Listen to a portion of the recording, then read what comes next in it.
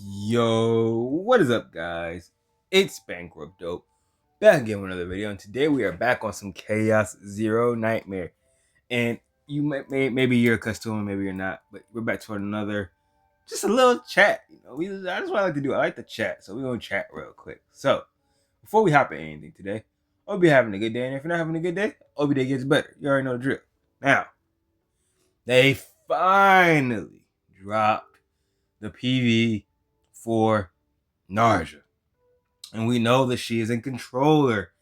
And she also has some big old spawn stingray. So the question is, for this video, is what is she gonna do? Okay, what the heck is she gonna do? Now, there's two ways that they can do this, right? There's two ways that they can make her. One, she can be a unit for the whole roster, meaning controller, right? Meaning she's gonna do something like the rest of the controllers. So we have Mika, right? What does Mika do? Mika, obviously, she heals and she generates AP. That's what she's known for. Pretty freaking cool, right? And we also have Nia. What does Nia do? Nia lets you activate a lot of cards and discard cards. Like she's kind of like Cassie. Like Cassie's also another one. Like they let you shuffle your deck and get to cards that you couldn't necessarily get to beforehand. That's what Nia does. That's what Cassie does. Good little support characters that, they have different things, right? So all that to say, we have a controller who heals for the most part, generates AP, and we have controllers who draw and let you access your deck, right? Are there any other controllers that maybe I'm forgetting about, or are those the only controllers? Oh, Ray straight damage boost, right? So we have a damage boost, we have a healer AP generator, and we have deck cyclers, okay? And we also have a deck activator, right? If we're going to say Cassie is a deck cycler, we're going to say that Nia is a deck activator, okay? Just to, they're all doing somewhat different things, right? And let me just check the combatant collection just to make sure. Am I forgetting anything? Yes, Orlea. I don't have another controller right here, right? And she's interesting that she's in a controller. She does a little bit of everything, right? Like she can do some damage, she can heal. What else does she do? Does she also have defense in these card creations? Let me just see these creations real quick before I say it. Yeah, she also has a shield card. So yeah, she literally is meant to be able to do a little bit of everything, right? If I'm not mistaken, she can also apply a good amount of vulnerable, right? Or is that Magna that I'm thinking of? Maybe I'm thinking of Magna that applies a vulnerable, right? But this is one of our 5-star controllers, but she kind of does a little bit of everything, right?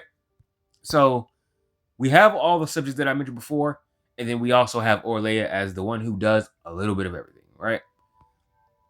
So yeah, then we now have Narja. What the freak is she gonna do? Now, I'm thinking it's two things that she can do. One is the more broad one, is that she'll play another role how the rest of the characters are. So we have a damage amp, we have a deck draw, we have a deck cycler, we have an AP generator, we have a healer, and we have an all-rounder. She could possibly be and this, it really does depend. If she is this, she will be very limited and very difficult to find a better partner for. And that be a Ravage buffer. Okay? So, for example, let's just take it over to my cards real quick. So if we go over to my combatants, right? There are a lot of little on Ravage effects, right, in this game, right? There's just a whole bunch of them to go over, but we're not going to go over all of them, right? If we look right here, target spotted. On Ravage, 200% coordinated attack, right? At the current moment, when you're using Serenio, for the most part, nothing magnificent is happening on the break. You understand? On the break, there is not anything significant happening.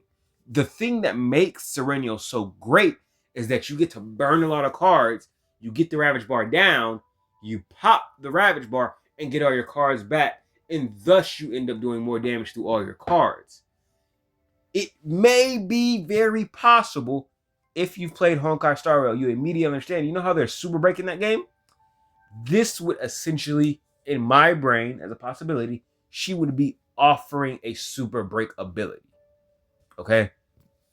So it'd be one of her abilities. Don't obviously she has a lot of cards and she has a summon, so it's interesting. We don't know exactly how it worked, but it would just be interesting because she still is a controller. And granted, she could just be another DPS controller. She could just be a DPS controller. It's very possible. But if she's more on the support side, I'm thinking maybe when you break, and maybe it'll be like Epiphany or something, like you activate for one of the manta rays, right? That when a enemy is ravaged, the manta ray will do X. So on top of your Serenial drawing all her cards back, there can be an actual explosion of damage that is dealt with Narja, right? To just supplement the damage, right? Because also, I show my Maylin. I also have a fake version of this. I have my super break in the game. So upon Ravage, I get a 600%. I get a 600% follow-up attack right when I Ravage. But it could be, like I said, it could be possible that they just go ahead and make Narja just do this, but to a far greater extent than what I have on my Maylin and what I have on my Selena, right?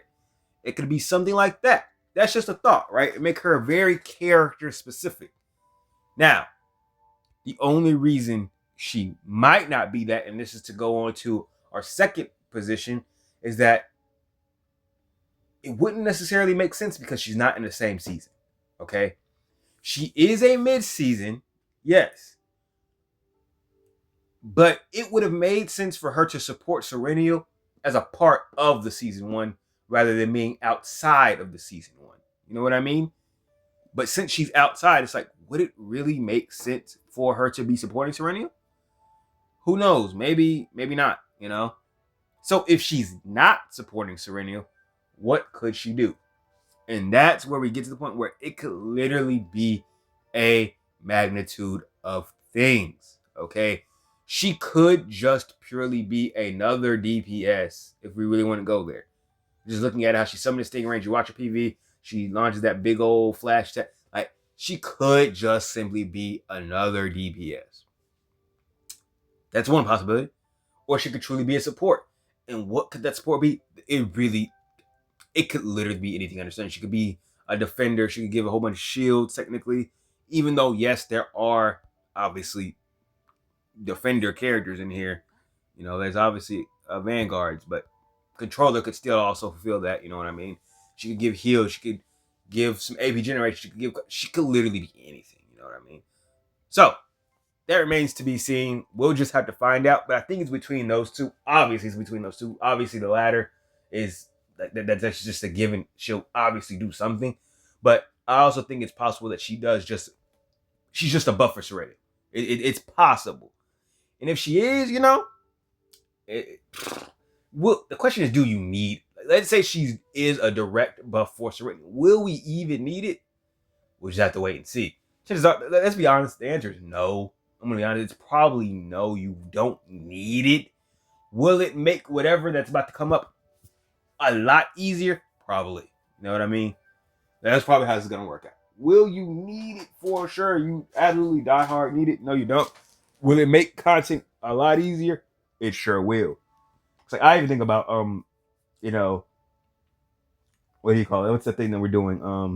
The chaos. It's probably gonna make the chaos a lot easier, and it's as simple as that. It'll make chaos even easier than what it is with Serena because everything, in theory, if it is like an explode on Ravage, you know there are dead turns where you're not drawing anything because you don't have any cards generated yet. But now you could just simply start off with exploding the enemy with Ravage, and they just die from that exploding damage.